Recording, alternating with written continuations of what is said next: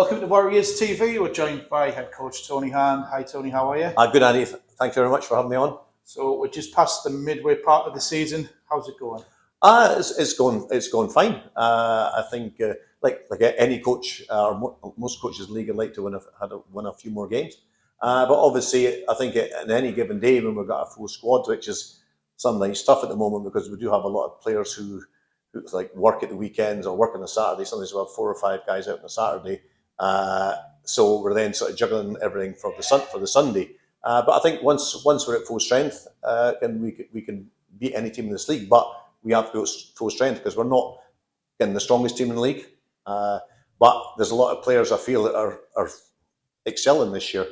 And it's just hopefully they keep improving, and then obviously they'll keep moving up the ladder. So we've unfortunately had to release Patrick Skirgors due to scheduling conflicts with his work life. What's the current import situation? Are you looking to replace Patrick's, and are there any other signings? We're always looking at, if possible, to improve the team. There's no two ways about that. But the policy is, and this is just through experience of coaching for many a year, you only bring players in who are going to make a huge difference to your club. Because we could bring players in, for instance, there's too many want to travel this far north to Whitley Bay, I can assure you, because I don't think there's anyone been here in the last 12 to 14 years from down south. I think there's a few guys from Scotland. So anybody who we bring in has to make a huge difference to the team. Because at the meantime, what would happen then, we'd have to push out one of the juniors, one of the youngsters we're developing for seasons to come. So right now, there's none of these players that are about. I've lost count how many times I've tried to contact or contacted imports or coaches who are friends of mine to look for another import for the team, but there's just none about. And it's tough, and people just have to understand that it's not like through the want to try. I'd love nothing more to bring in a top class import, like maybe. And I don't think a lot of teams, like, for instance, correct me if I'm wrong, but like we played Solhill the other weekend, and then their Swedish player, Osman, I think it's Osman, I don't know how to pronounce his name. Oddison, sorry. I think he's a fantastic player. He's a standout player in this league. And for what I can gather, he came to work in Birmingham or Land Rover. I might be wrong on that, but don't quote me. But if you're fortunate enough to have guys who can score 100 points in your league can just land on your door, you're pretty fortunate. So going back to the imports, we would love nothing more if there was a top import around, or even like a goal scoring import around. Yeah, we would bring one in a second if it was available. It's not because I've tried so many times. The amount of phone calls like done through the season. Unfortunately, it's tough. I think there's only 2 teams in the league who have 2 imports, or maybe 3, depending on how they classify them. But we have tried, I can assure you. We've tried with British players, like top British players. We've tried, and it's not like we haven't said, "Oh, we're just quite happy," and we want to improve the team, but not at a cost of putting a junior on the bench and sitting them and bringing another player in who's just an average player, and then at the end of the season he takes off again. So I think for Whitley Bay long term, and it'll be long after I'm gone, for them to be successful, they need to breed players within their own club, and that is tough because there's obviously you need a bigger pool of players. I know that the juniors are always looking for players to come and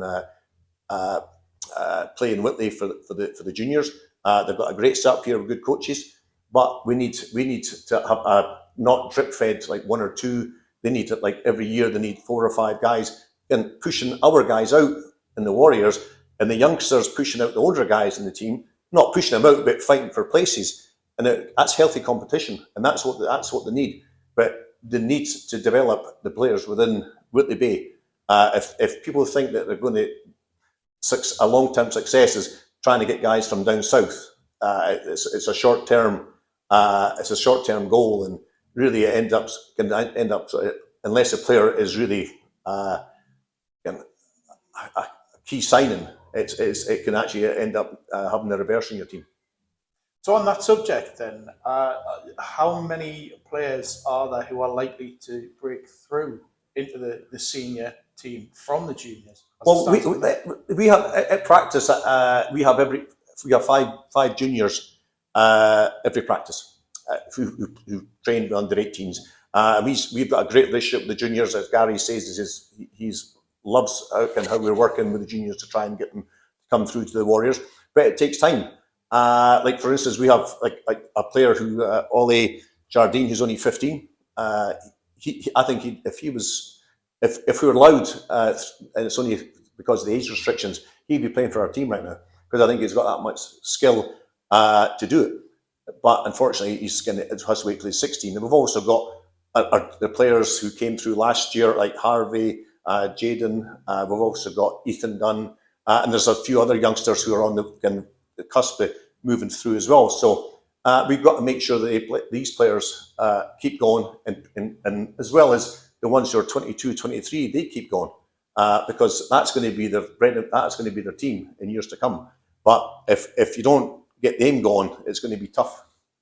What is it that they have to do then to push out the older players, as you phrased it? Well, it's a few things. One, they're athletes, so they've got to be in really good shape, which is really important, especially at this level. They've actually got to make sure they're fighting for spots. They're working hard at practice and they're working hard at games.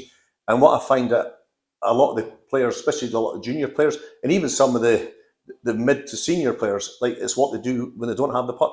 A lot of players there, they're fine on the puck and they can shoot and they can pass, but it's what they're doing without the puck. Sometimes I find is one of the biggest things I've learned coming to Whitley Bay is that trying to teach the players to play away from the puck. And one thing about the team we've got is it's one of the best groups of guys I've coached. They're actually good guys and they love coming to the rink and they love playing, but obviously they have to keep fighting for spots each week.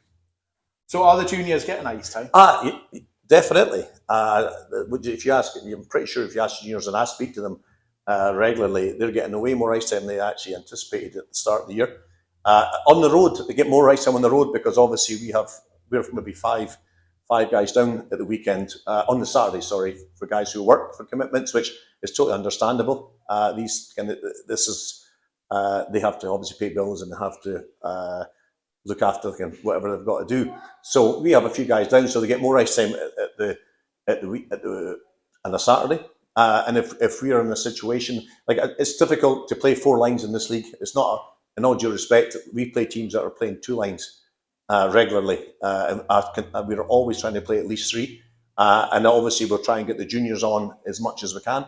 And there's no 2 ways about it. They've had, I think, probably more ice time than they probably expected, and I'm pretty sure if you ask them that, they'd say the same.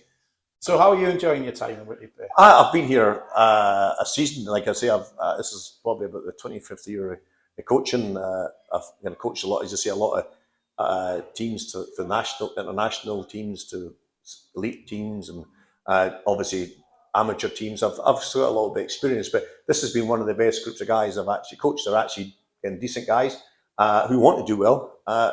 And as you say, they have a great fan base. Most of the fans fantastic. They have great volunteers. The ice rink's great with us.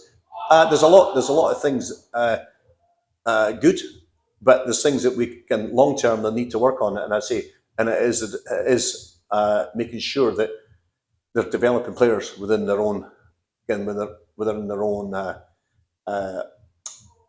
club.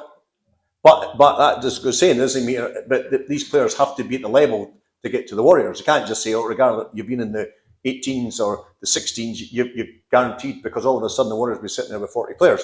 And obviously that doesn't make sense. So there has to be that healthy competition to get that. And I can see that, and I'm pretty pleased about some of the juniors that are coming through. But they have to keep coming. They have to keep doing it. And I genuinely want them to push the guys who are in our team already, because that's what sport's all about. It's not about just like it's not just about you just can show up and you'll get to play. You have to do something to make the coach play you, and basically that's how it is just now. But no, it's enjoyable. I mean, has its ups and downs, and it's like sometimes a bit, and you're dealing with stuff that you'd never normally deal with as a coach at a club, but but obviously I've got a lot of experience in these things, so it's been fine. Well, Tony, thanks for joining us. No, thanks, Andy. And we'll catch up with you again later on in the season. No worries, I appreciate it. Cheers, mate. Thank you. Cheers.